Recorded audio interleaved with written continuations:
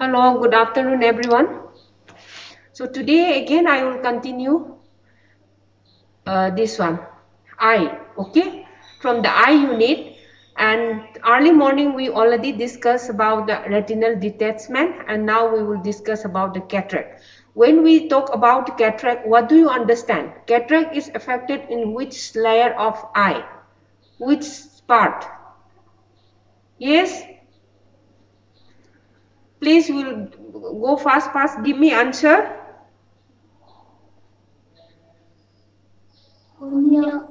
We are discuss about when we talk about cataract. Very good. Now, when we talk about this one, cataract, that is lens. What is the anatomy of the lens? What is the anatomy and physiology of the lens, and what is the function of the lens? Anyone can say? The lens is what type of lens? This is the cup disc, okay? And it sits behind the iris and the vitreous of the eye, in front of the vitreous of eye. It's in between. You can see from the slide, and just I want to give some introduction, and it's present. And what was the function? What is the function of the lens? Without lens, can you see? Yes? No, ma'am. This what we used to call, this is like a camera, focusing light to produce the clear image. Okay, that's why the lens is very important. And most of the people are this is the the risk of the age factors. Mostly the 80 people, 88 at the age of 80 or the above are more highly suffering from the cataract. Okay. And the structure, there is a three structure, and it's divided into three parts. The main, when we talk about the lens, you have to understand cortex, nucleus, and capsule. Okay, so we will see from the slide one by one. See, the lens already I explained, this in between the iris and the vitreous, and the cornea is there, then retina and the optic nerve. You can see from the structure. The next slide is anatomy of the lens. Okay, anatomy of the lens, it's, I don't think so it's need to explain properly, I mean in detail. You all has learned in the first year what is the structure of the anatomy of the eye. Okay, so that is the biconvex structure. Okay, in between the zonular iris and the vitreous I already mentioned, and non-vascular and colorless and transparent, and the index of the refraction is 1.336. Okay, this is divided into nucleus, cortex, and the capsule. You can see from the previous slide. Okay, nucleus is inside. Okay, then the capsule and the cortex, and the lens is in between the vitreous and the iris. And within an elastic capsule, whole lens are enclosed within the elastic capsule, and it's helps to refract incoming light and focus onto the retina.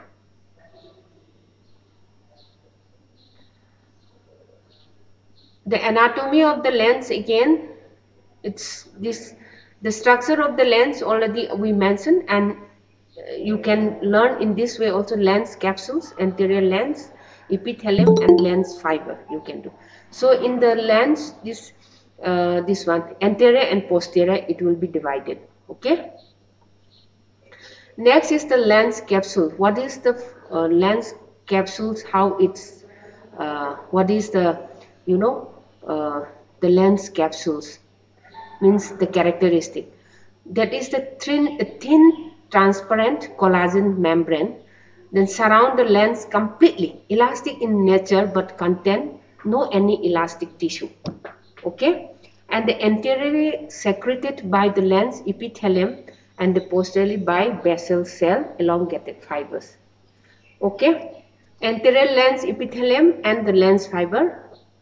This anterior lens epithelium is a single layer lens capsule, and the lens fiber epithelium Okay, the characteristic of the anterior lens epithelium is the single layer below the lens capsule, and the lens fiber are which have the complete cataract structure form.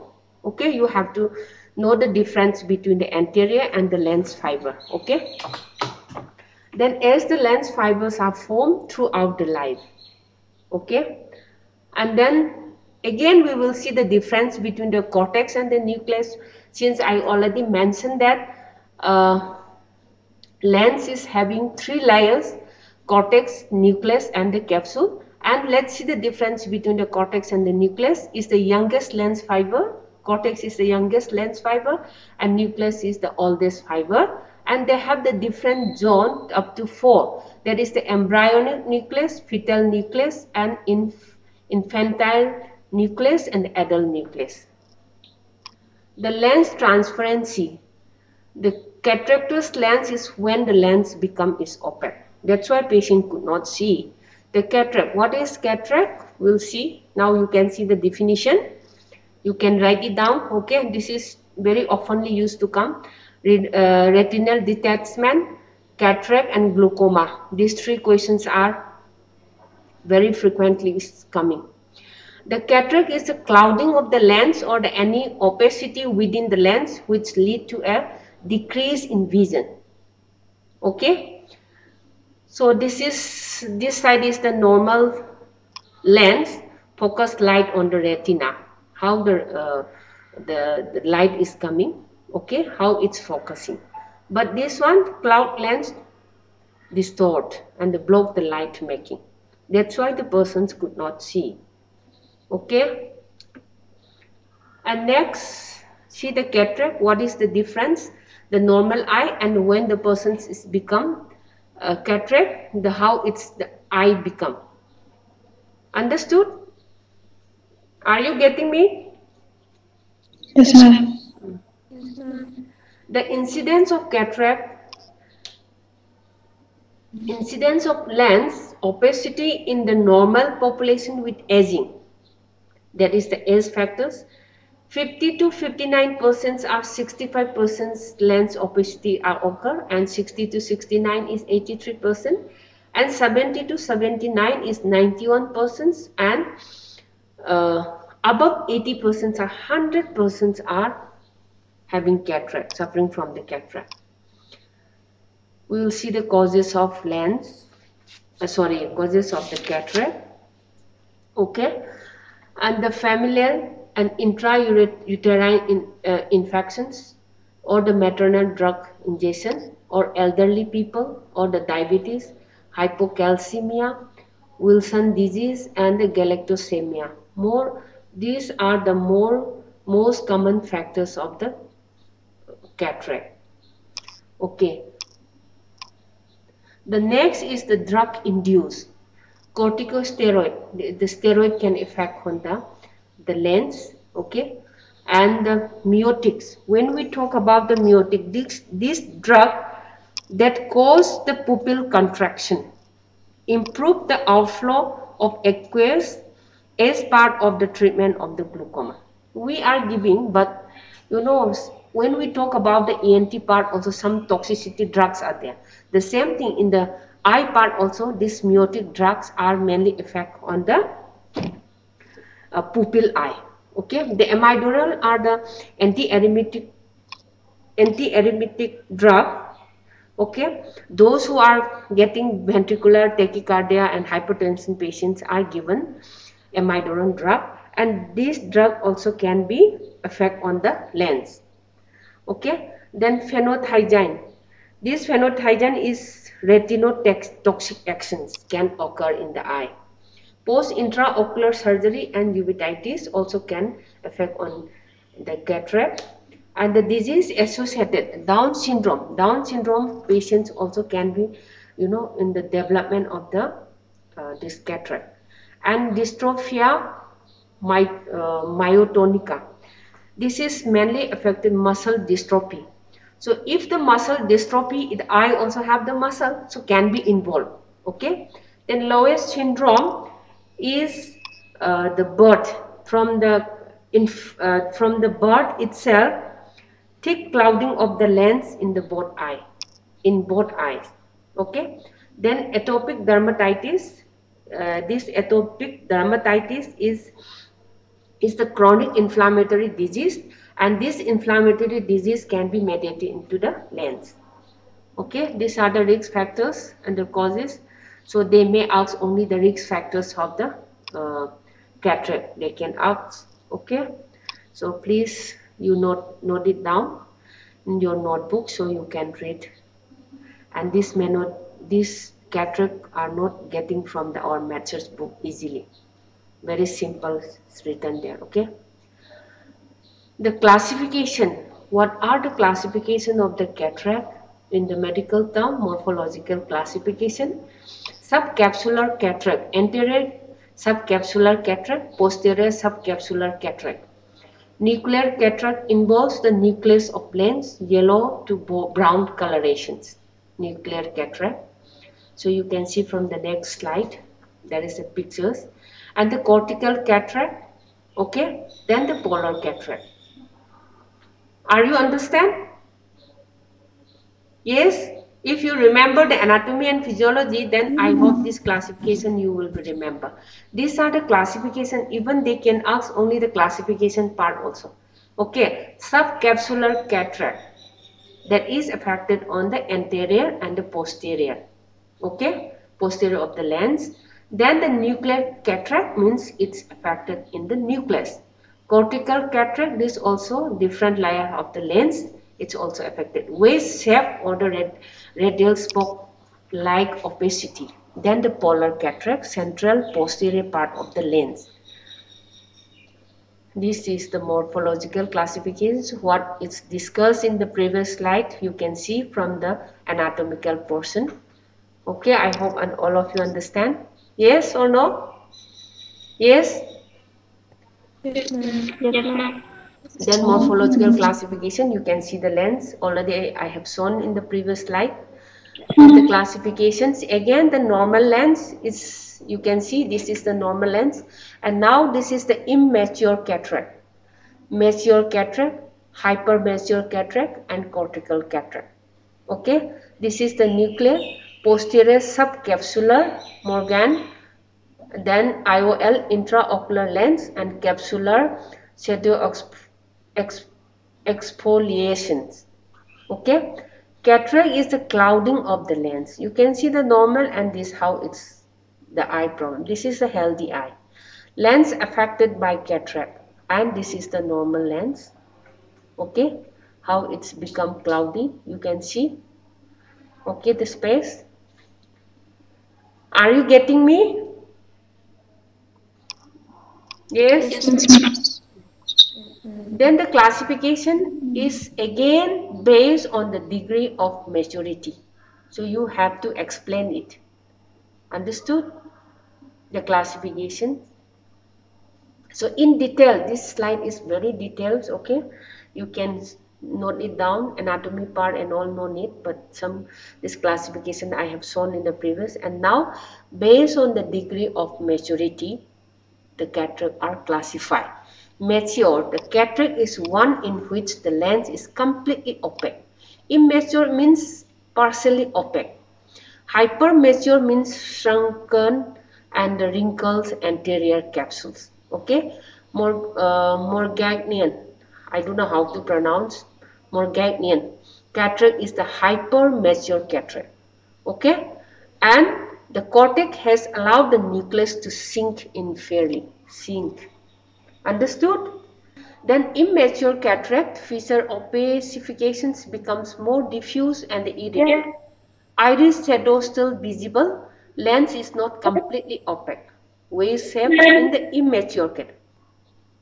Wave shape of opacities at periphery of the lens and the progress gradually. It's in the immature cataract.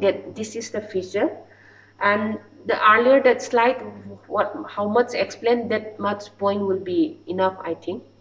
Okay, then immature cataract, already this is the explanation. You can screenshot and you can copyright better later on. Iris shadow in immature cataract. Okay, This is any clear cortex between the iris and the opacity. Grayish white in mature senile cataract. This is called senile cataract. Okay, the shadow of the iris which fall upon the opacity as light is cast upon the eye is visible through the clear cortex. This is called the iris shadow and is a common sign in immature senile cataract. Okay, then the iris shadow is there, black crescent due to the presence of clear interval between iris and the lens opacity. Then mature cataract, what is the symptoms? Usually severe decrease in vision. The mature cataract, already the persons will complain of decrease in visions, and features complete opacifications of the lens, capsules, cortex and the nucleus. Okay, completely opacifications of the three layers of the capsules, cortex and the nucleus. This is the lens, three layers and divided into these three. Okay, so you understand immature cataract. So already covered this. Lens appear purely white in color, also known as the ripe cataract, Pagyapura. May progress to hypermature cataract, may be complicated with phacolytic glaucoma. Mature cataract you can see, okay, from these pictures.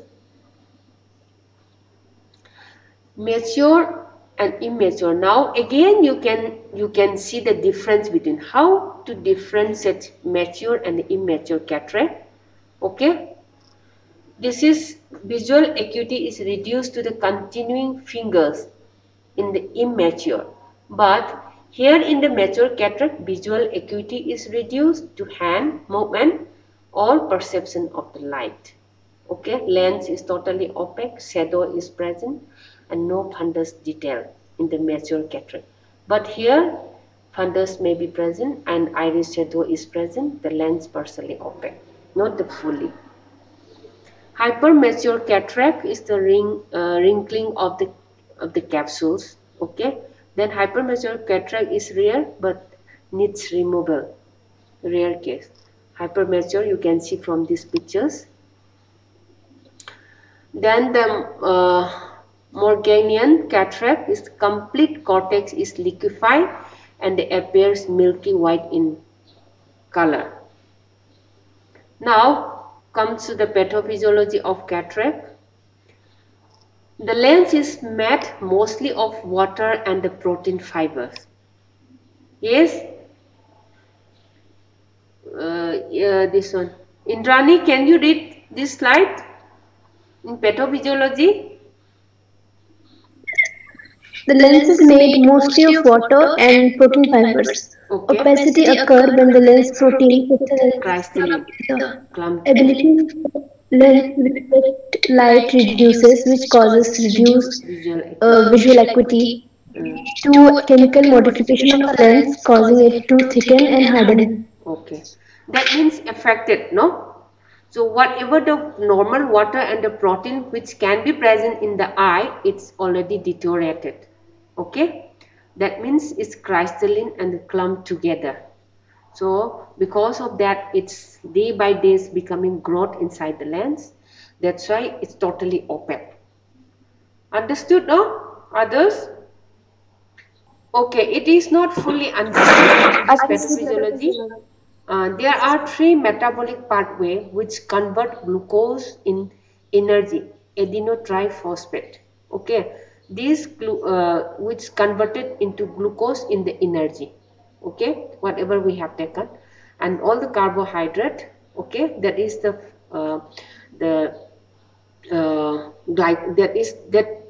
term is the glycolysis. We understood, no? I think in the biochemistry you learn in first year. And the other relevant metabolic molecules, these are glycolysis and the pentose phosphate sun and the polyol root. This also under the pathophysiology of cataract. Okay, and the glycolysis, we'll see the what is the glycolysis, how it's as factors: decrease in the hexokinase concentration in our body, can lead to drop in adenotriphosphate level and can lead to the poor control of electrolyte balance. So metabolic change will be occur. Because of this electrolyte imbalance, the massive influx of water into the lens. Because of that, influx of water into the lens can lead to disorganization of structures protein in the lens. This can lead to aggregation and the precipitation of protein. Then can lead to cataract. This is the form of glycolysis in case of the cataract patients. And this pathway is metabolization of 14% glucose. And this one is nicotinamide adenine dinucleotide phosphate plus hydrogen plus synthesis by the glucose 6-phosphate can lead in this way. This is, I hope you will be much more better than me in this part. And the polyol pathway, let's see how it's deteriorated. High glucose level in blood can lead to polyol pathway. This polyol pathway is the glucose, and this aldase reductase to the sorbitol. And because of this sorbitol, accumulation of sorbitol in the lens. Okay, so how the high blood glucose level, okay, and this glucose and the sorbitals are accumulation in the lens both together. That this channel is called the aldose reductase. You can see from the next slide.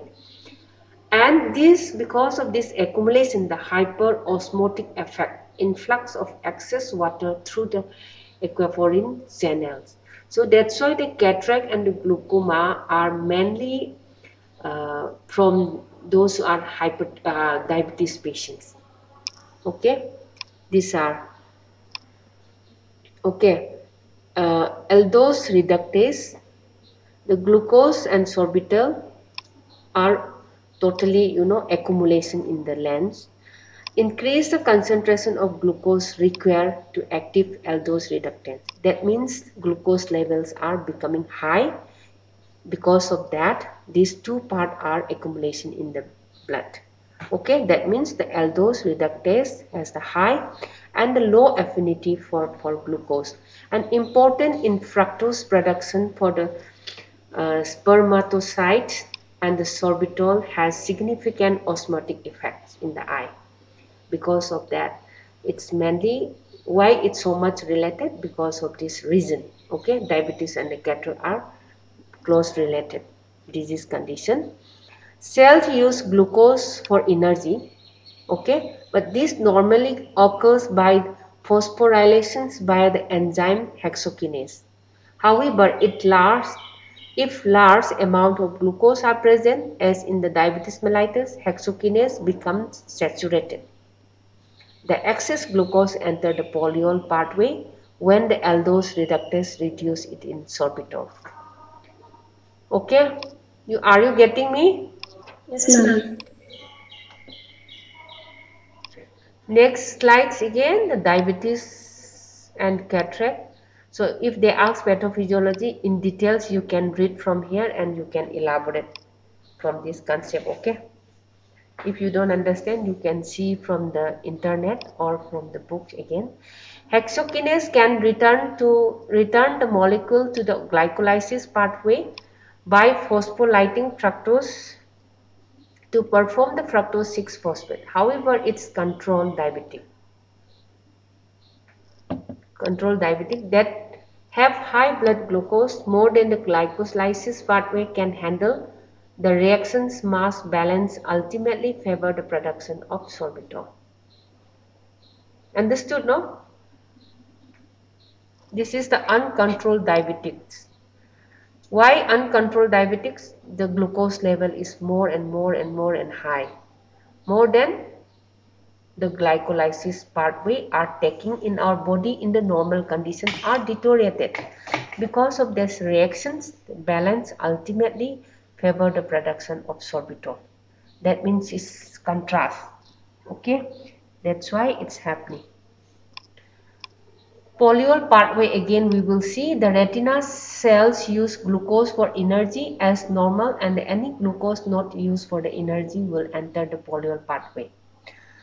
But aldose reductase has low affinity for glucose and the normal concentration, and then affinity of aldose reductase for glucose rises, causing much activations of the polyol. This changes the affinity in what is meant by. Okay, this is the polyol pathway. When the sorbitol collects in the lens, what is the glycolysis process? How the glucose are utilizing in our body in the balance when the metabolic changes, how the glycolysis are changed, and how the polyol pathway are taking part. When sorbitol collects in the lens, okay, it can affect the cells. It has to be washed out and it has to be neutralized, but now it's more collections and the naturally occurring proteins. That means these sorbitol are converted into protein again, no? Causing the lens to become the lens clear and more opaque. This condition eventually lead to cataract formation. Are you getting me? What is the reason behind? Clinical representation, we will see the presenting complaints and the history. We have to check out, okay, whether the visual is decreased or normal and how it's affected, okay. Then the changes, since we all discuss what is the mature, immature, then partial, what all are affected in the eye. We have to take the clinical representation, how it's present, and we have to take the history from the patients as well as complaint. Okay, then we can see the risk factors because of the trauma or the intrauterine infections or the diabetes or other metabolic disorder, and we have to take the family history from the patients and relative. And the clinical findings, both distance and the near, we have to check whether the patients are totally blind or it's can need to repair or how can it's help. And the opacity in the lens also we have to check out, okay. All this eye checkup thoroughly, we have to see all the nerve, then the arteries and the vein, okay. Then the lens, the retina, how it functions, we have to check out. And the visual acuity, blur visions, you can see this is the normal vision and how it's blurred. Visual acuity, we have to check visual acuity. The lens opacity, you can see normal eye, good red reflex when we check for the visual acuity, and the cataractous eye, poor red reflex. Yes? Yes or no? Up to here is complete. Now we will go to the next. Yes? Any question up to here? Now we'll go to the management. Treatment. One of you can read, please. The treatment of cataract is glasses, better lighting, surgery, pharmacomultiplication, emulsifications, ECCE, early childhood care and education, yes, ICCE, intracapsular cataract extraction but not performed now.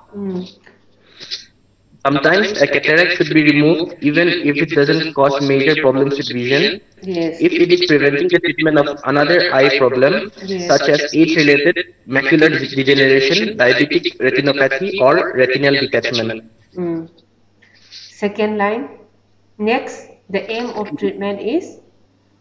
The aim of treatment is to improve vision, increase mobility and independence, relief from the fear of going blind. Okay, thank you, Manasseh. And now indication. What is the indication? What do you understand when we talk about indications? This is the surgery or anything? What is the meaning of indication right now in this situation? What we have to do? No? Work or the lifestyle is affected because of the vision problem, and because of the why the vision problem, why the vision is affected, because of the cataract. What all changes? We already have learned the pathophysiology. Because of this pathophysiology, lots of changes is occur in the body, because of that affected on the eye. Then the glare caused by the bright light is a problem. We have to be, find out, cannot pass the vision test. Because of that only the cataract is have double vision. Notice the big difference in the vision.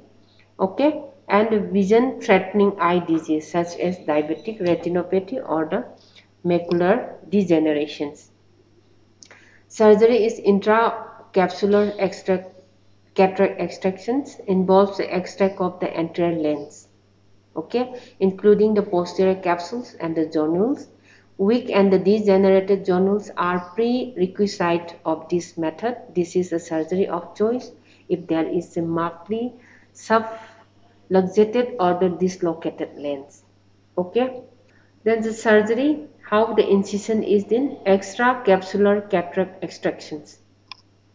Okay, so they discard the lens, and then the iris in between, how they injected and infused intraocular lens. Okay, new iris and the intraocular lens, you can see from this slide. And the surgery part, I don't know how much you will understand because we don't enter in the OT, and this is just from the figure, just we have to figure out how they are doing. Okay, you can see from the internet again. The complications are the infections in the eye, endophthalmitis, swelling and the fluid in the centers, macular edema, corneal edema, then hyphema, and the retinal detachment will be the complication of the cataract.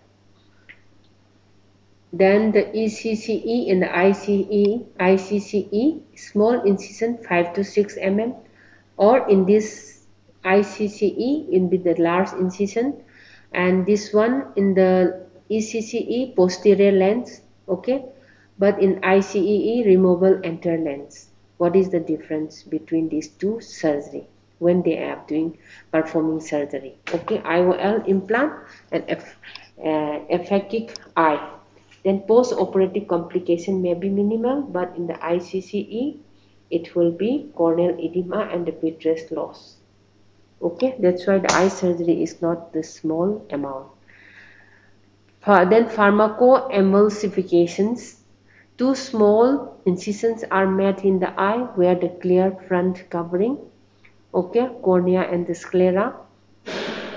Then the circular opening is created on the lens surface. Okay, the phaco probe is inserted into the eye.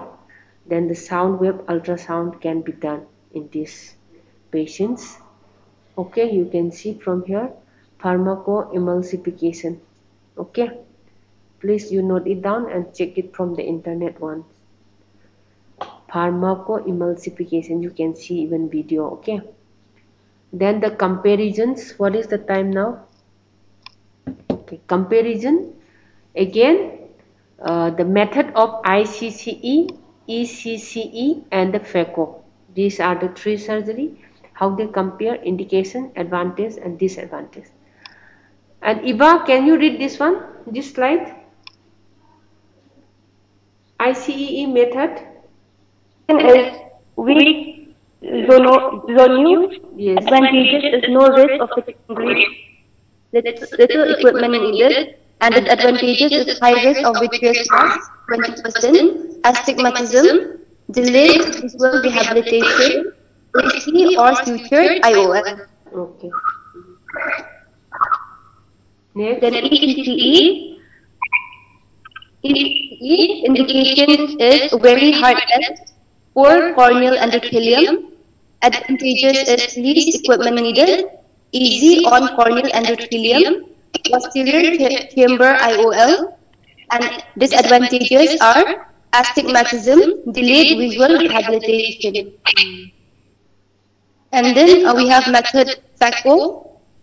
Indications are most cataracts. Advantages is fast visual rehabilitation, and disadvantages are expensive instrumentation, ultrasound can be hard on cornea and endothelium. Okay, thank you.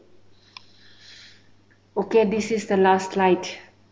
Anyone have any questions on any query, or you want to do any revision on this any slide? Okay, then we'll stop here, no? Okay, thank you. Thank you, ma'am.